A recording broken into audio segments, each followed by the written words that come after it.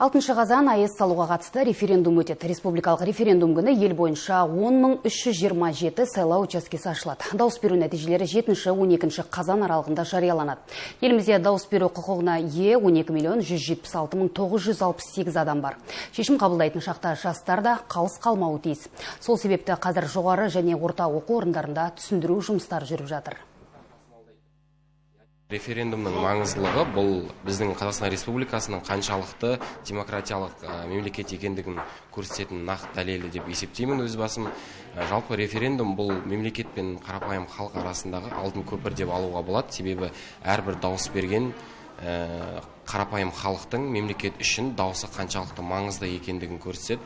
Ал атом электростанциясына тоқталатын болсақ, жалпы бұл болашақта 10 жыл көлемінде салынатын үлкен энергия көзін беретін құрылғы деп те айтсақ болады.